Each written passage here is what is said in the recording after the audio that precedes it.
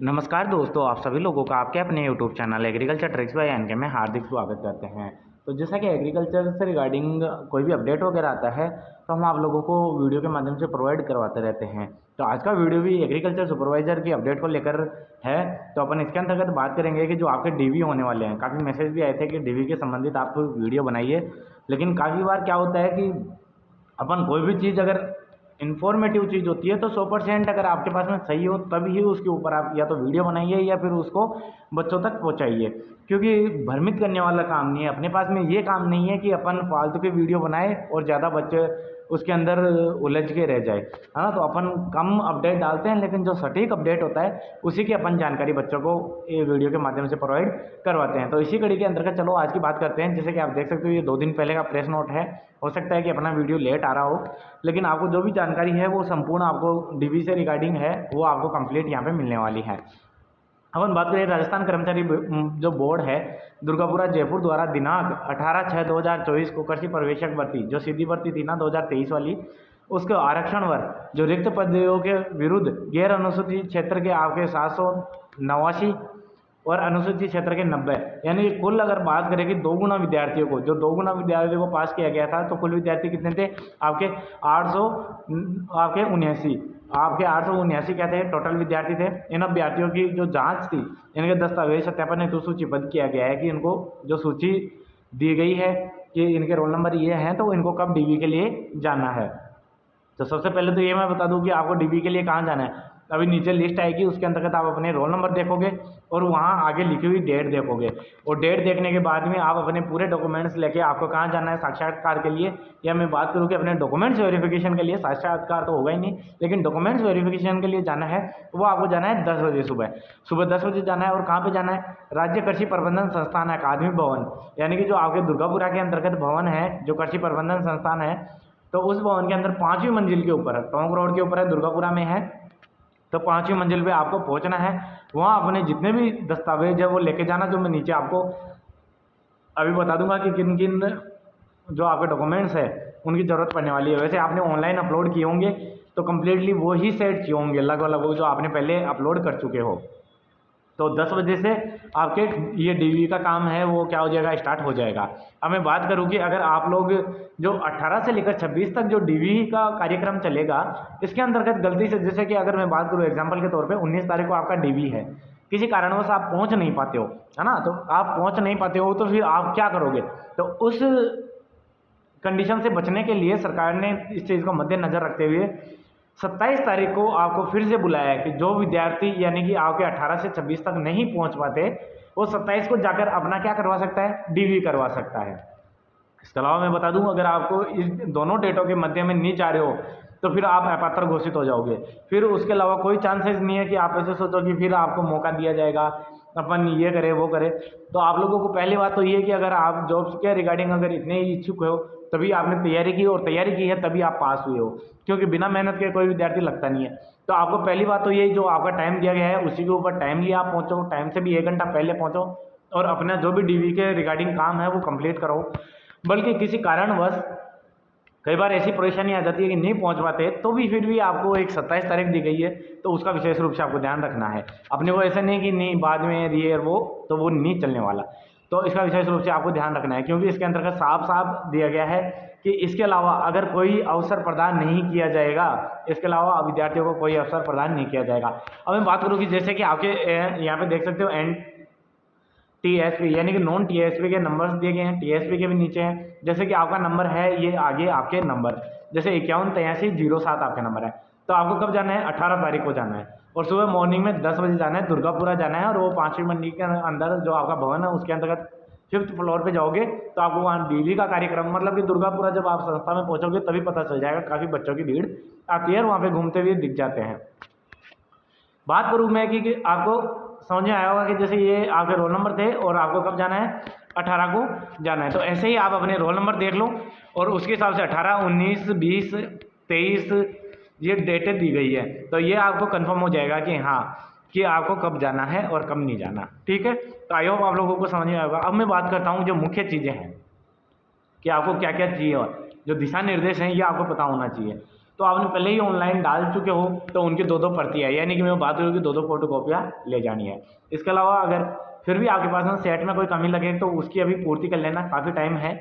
तो बात करूँ शैक्षणिक योग्यता सत्यापन हेतु, अगर आप 12th एग्रीकल्चर से हो तो 12th की मार्कशीट, अगर आप बीएससी एग्रीकल्चर होगा 12th तो बायोलॉजी से, और फिर बीएससी एग्रीकल्चर से आपने अगर पास की है और फिर आपने सुपरवाइजर का दिया है तो बीएससी एग्रीकल्चर की आपको मार्कशीट लेके जानी है, इसकी 2 फोटोकॉपियाँ ले जानी है। ठीक है, मैं बात करूँ जन्म तिथि के सत्यापन हेतु, जन्म तिथि के लिए अपन क्या करते हैं, 10th की मार्कशीट लगाते हैं। 10th की मार्कशीट की आपको 2 फोटो हैं वो आपको क्या कर लेनी है, ले लेनी है।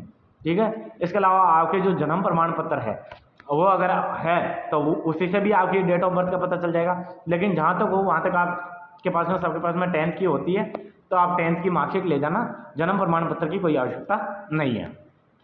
बात करें मूल्यवास तो आपको पता ही होगा ऑब्वियसली, अगर आप तैयारी कर रहे हो, पढ़े लिखे हो तो पता है कि मूल्यवास सबके पास में होता है। जाति प्रमाण पत्र की एमबीसी का है, ओबीसी का है ना, जो भी अनुसूचित जनजाति एससी एसटी का है, सबके जितने भी हैं आपको अपना क्या लेके जाना है, जो आपका जाति प्रमाण पत्र है वो। चलिए मैं बात करूँ अन्य प्रमाण पत्र, जैसे कि मैं बात करूँ कोई भूतपूर्व सैनिक है तो उसकी एनओसी मिलती है, भूतपूर्व सैनिक हो जाता है उसको एनओसी मिलती है कि यहाँ से ये रिटायरमेंट ले चुका है, तो उसको वो अपना सर्टिफिकेट लेके जाना है। इसके अलावा जो आपके डिवोर्सी होते हैं, तो जिनको डिवोर्स ले रखा है जिन लेडीज़ों ने, तो वो भी डिवोर्स का जो सर्टिफिकेट बनता है वो आपको साथ में लेके जाना है, 2 फोटोकॉपी लेके जानी है और ओरिजिनल भी साथ में लेके जाना है, इसका विशेष रूप से आपको ध्यान रखना है।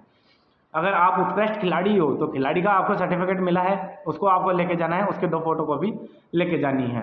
तो यही, इसके अलावा और आपके कुछ है नहीं, तो जो भी कोई छोड़ा हुआ है, डिक्लेमेशन है, जितने भी हैं तो इनसे रिगार्डिंग ही है अन्य प्रमाण पत्र ये, तो वो आपको लेके जाने हैं जिन आप कैटेगरी से लगाए हो, कि आपने अगर विडो से लगाया है विडो का ले जाना, अगर आप भूतपूर्व सैनिक हो तो सैनिक का ले जाना, अगर आप स्पोर्ट्स खिलाड़ी हो तो स्पोर्ट्स का आपको सर्टिफिकेट लेके जाना है। इनकी भी 2 फोटोकॉपी आपको लेके जानी है। इसके अलावा मैं बात करूँ अलग अलग राजपत्र अधिकारियों से सत्यापित 2 मूल चरित्र प्रमाण पत्र, यानी कि चरित्र जो आपका क्या होता है सीसी यानी कैरेक्टर सर्टिफिकेट, ये कहाँ मिलेगा, अगर आपने 12th पास की है तो 12th वाला स्कूल वाला देता है आपको टीसी और सीसी साथ में। लास्ट आपने ग्रेजुएशन की है तो ग्रेजुएशन वाला आपको जो कैरेक्टर सर्टिफिकेट है वो देगा। इसके अलावा अगर आपने पीजी की है तो पीजी जहाँ से की है तो वो देगा। तो लास्ट एजुकेशन जहाँ से हुई है ना, वहाँ से आपको क्या मिलने वाला है, सीसी। बात करूँ तो कैरेक्टर सर्टिफिकेट, तो ये आपको क्या करना है, 2 सेट लेके जाने हैं और वो भी सत्यापित किए हुए, यानी कि जो भी गजेटेड ऑफिसर है आपके पास में जो कि अटेस्टेड करते हो उनसे वो अटेस्टेड करवा के फिर लेके जाना है। फिर ऐसे कहीं नहीं कि वहाँ पहुँच जाओ लेकर और फिर वहाँ जाके इधर उधर घूम रहे हो कि कोई अटेस्टेड कर दे कोई अटेस्टेड कर दे। तो आई होप आप लोगों के पास में आसपास में कोई फर्स्ट ग्रेड टीचर वगैरह हुआ, जो भी कोई गजेटेड ऑफिसर होते हैं जिनके पास में सील होती है, चाहे चिकित्सा विभाग में हो किसी में भी हो, तो सील वगैरह होती है वो लगा देंगे और आपका ये क्या हो जाएगा, सत्यापित हो जाएगा। तो आपको 2 ये लेके जाने हैं, क्या आपको चरित्र प्रमाण पत्र, ठीक है, 2 फोटोकॉपियाँ हो गई। और इसके अलावा मैं बात करूँ शपथ पत्र, एक शपथ पत्र होगा आपका, तो उसका शपथ पत्र आप जाति प्रमाण पत्र के संबंध में, यानी कि आप जिस जाति से बिलोंग करते हो उसका प्रमाण पत्र होगा, उसके संदर्भ में एक आपका शपथ पत्र बनता है, वो नोटेरी वाला बनाता है और नोटेरी सत्यापित करके ही, यानी कि वो एक स्टाम्प होता है उसके ऊपर सत्यापित करके वो आपका शपथ पत्र तैयार कर देगा। जैसे ही आप जाओगे तहसील वगैरह में तो वहाँ पे वो इसको तैयार कर देगा। हस्तलिपि बोर्ड वेबसाइट पर उपलब्ध अनाज स्वयं, ये हस्तलिपि जब आप मित्र पर जाओगे ना तो आपको एक सेट निकाल के देंगे वो, तो जिसके अंदर क्या होता है कि आपको उसको देकर उतारना होता है, इंग्लिश का इंग्लिश में, हिंदी का हिंदी में, ताकि आगे कभी भी जांच हो तो ये लग सके कि इसी बंदे ने एग्जाम पास की है और ये ही बंदा है जिसने पूरा डॉक्यूमेंट्स, ऐसे कई बार होता है ना कि डॉक्यूमेंट्स वेरिफिकेशन दूसरा करवाता है और उसकी जगह जॉब दूसरा कर रहा होता है। तो इन चीज़ों से बचने के लिए आपको क्या करना पड़ेगा, हस्तलिपित जो आपका ई मित्र होगा, ई मित्र से आपका जो ये निकल जाएगा तो उसको आपको क्या करना है, लिखना है और फिर आपको क्या करना है, इसको सबमिट करवाना है, यानी कि वो आपको लेके जाना है साथ में। चलिए शपथ पत्र हो गया आपका, नोटरी वाला हो गया, चलो ठीक है। इसके अलावा मैं बात करूँ आरक्षित वर्ग की विवाहित महिला अभ्यर्थियों से उनके पिता के नाम से जारी प्रमाण पत्र ही मान्य होगा। मतलब कि जो आरक्षित वर्ग के है ना, जैसे ओबीसी वगैरह हो गया, SC ST जो विवाहित महिलाएं हैं जो अभी विवाह किया है ना, तो उनका जो भी प्रमाण पत्र मान्य होगा वो उनके हस्बैंड का नहीं होगा, वो उनके पिता के प्रमाण पत्र ही मान्य होंगे। जैसे कि आय का हो गया, आय के बारे में भी बात करें कि हाँ कि भैया इनकी आय कितनी है, तो वो आपके जितने पापा की हैं उनके हिसाब से ही आपके ये डॉक्यूमेंट चलने वाले हैं। और अब बात करूँ कि यदि विवाह है आपका, अगर हो सकता है कि आपका ये हो गया लेकिन आपका विवाह अगर 22/5/2006 या उसके बाद हुआ है, तब आपका क्या है, विवाह पंजीयन प्रमाण पत्र की प्रति, सभी दस्तावेज और प्रमाण पत्रों की फोटो प्रतियां पर अभ्यर्थियों द्वारा स्वयं हस्ताक्षर किए जाने हैं, यानी कि आपको खुद के द्वारा भी अटेस्टेड करना होगा। तो आई होप आप लोगों को ये सभी समझ में आए होंगे। और डीवीसी रिगार्डिंग अगर कोई भी आपके कन्फ्यूजन रहे तो आप हमें कमेंट बॉक्स में बता सकते हो। इसके अलावा अपनी इंस्टा आईडी है एग्रोफैक्ट्स के नाम से, वहाँ पे आप कमेंट बॉक्स में बता सकते हो, वहाँ पे आप लोगों की जितनी भी क्वेरीज वगैरह है वो सॉल्व की जाएगी। तो थैंक यू फ्रेंड्स, मिलते हैं नेक्स्ट वीडियो में नेक्स्ट अपडेट के साथ। आई होप आप लोगों को ये वीडियो अच्छी लगी होगी।